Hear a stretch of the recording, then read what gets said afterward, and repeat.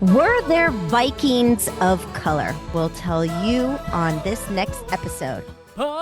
We get some rum and beer, expensive port in a reindeer, so you know we're gonna party. Welcome to the Marine Conservation Happy Hour. This is Dr. Scarlet Smash, and I'm here with Dr. Kraken. We're recording late at night. It is holiday time, Dr. Kraken. We've got Christmas coming up, and we're about to celebrate Thanksgiving, and it's getting kind of crazy. But you know what? For some reason, I always think of Vikings. You know, at Christmas time, I think about all these Scandinavian traditions that we've basically stolen, like Santa Claus and the Yule log and having big feasts and so on. And we've just stolen all these Norse traditions and we've made them Christmas. Traditions, yeah. But we're becoming pretty obsessed with Vikings. I loved the episode of Women Vikings. I didn't even know we had women Vikings, but it makes so much sense.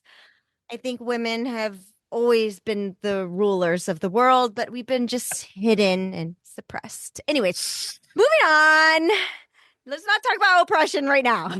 Well, the reason we're talking about this is that the trailer for How to Train Your Dragon, the new live action one, came out, and a lot of people were going, the actress who plays Astrid is partly black, and Vikings were all blondes and blue-eyed, and I didn't hear that. Oh my goodness, it's a huge thing. And of course, a whole bunch of archaeologists and Viking history experts are weighing in and going, people are so dumb, this is so not true. There were indeed Vikings of color. In fact, Viking, first of all, is just a job description. You know, Viking just means you go out raiding, blah, blah, blah, blah, blah, blah. So it's like pirate as a job description. And they they famously went to North Africa.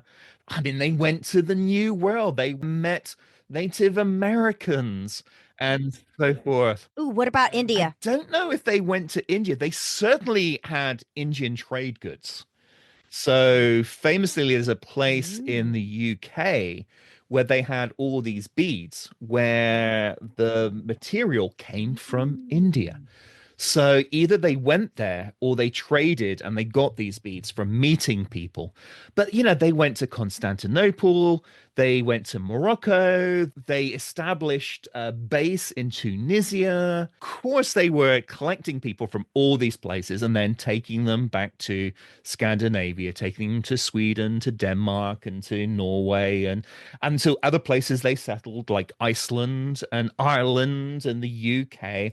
And they were taking all these people that they kidnapped. Famously, they kidnapped them. Sometimes they didn't kidnap them. Sometimes they actually met them and liked them and fell in love and, you know, this, that, and the other. They also had people who joined their crews as well, because they would go to places in the Middle East and some of their crew would die and they would have to replace them with local sailors and so forth who became part of their crew.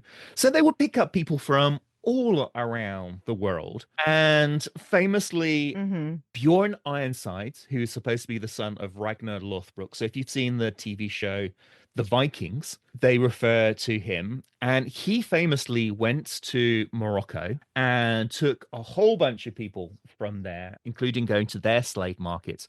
And they took a bunch of what they called blue men, because back in that time, they didn't make a distinction between black and the color blue. It was just blue. Are you sure it wasn't aliens? Go back to it, Dr. Kraken. And they took them to Ireland. So they took a whole bunch of these blue men to Ireland, to Dublin. So they certainly were taking people from sub-Saharan Africa to Ireland and basically leaving them off there. And they refer to the Dougals in Ireland, who were basically the dark raiders. And it's always been assumed that they were dark-haired, but they could very well have been people who they were taking from sub-Saharan African who had darker skin, and they went off becoming pirates themselves. And this sort of trade between Morocco and Ireland went on for about, nearly 1,000 years, because right into the times of the Barbary Corsairs, they were taking people from Ireland and taking them back to Morocco in kind of like a reverse trade. But they found someone from Africa in Gloucestershire, in England, in a slightly post-Viking site. And they have all sorts of artifacts from around the world, from Africa, from Northern Africa, from near Asian countries, in a whole bunch of Nordic sites, including rings with Arabic inscribed on them. As you mentioned, beads from India. So they were certainly encountering people from a lot of different cultures. But they weren't slaves to the Vikings. Well, they were taking huge numbers of slaves. They were taking huge numbers. They were taking huge numbers of slaves. So they were probably taking them from these areas as well, because there were certain prescriptions on you couldn't, particularly when they became Christianized, you weren't allowed to enslave other Christians. But if they were Muslims, that was fine.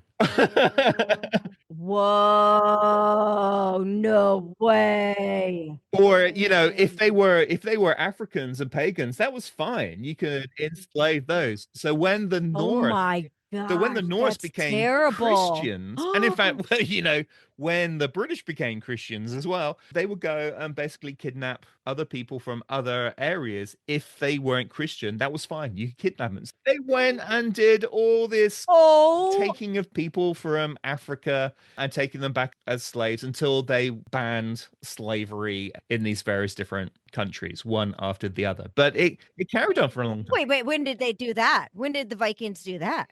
It happened relatively late for the sort of Nordic Vikings. It happened a little bit earlier in some of the other countries. But, you know, it was like, you know, sort of 10th, 11th century, they started having fewer and fewer slaves.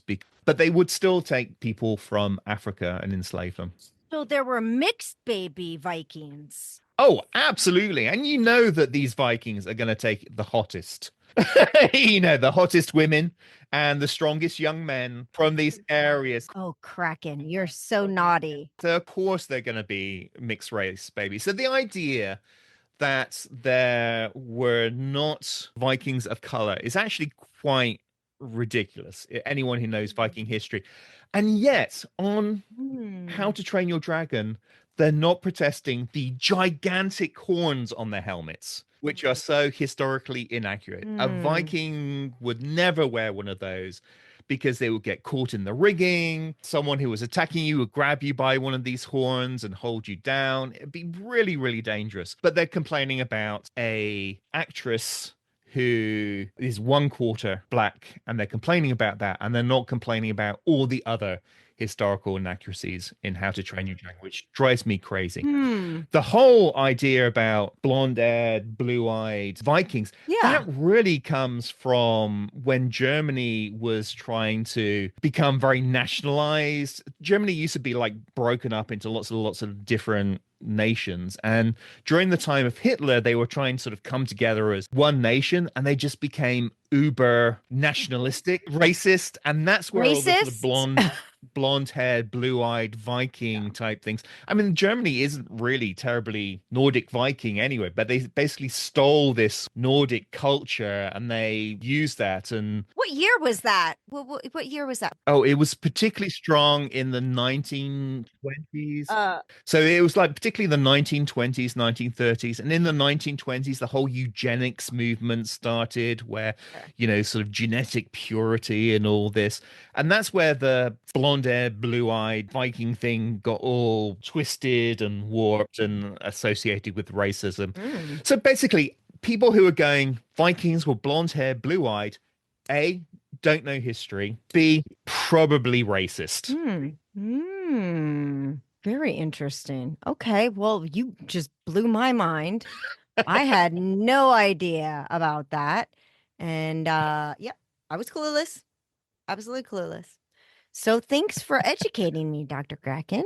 And for everyone that's listening, I hope you enjoy your holidays.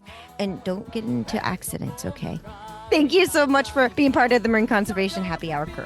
Hey, Marine Conservation Happy Hour crew. Don't forget to hit subscribe and follow us for future episodes. And also, refer us. We'd love it. We would also like to hear from you, so please contact us on social media, or you can email us about a topic that you're interested in hearing about. If you're interested in sponsoring this podcast, or you would like us to come visit your science facility and do a live episode, email us at info@absolutelysmashingllc.com.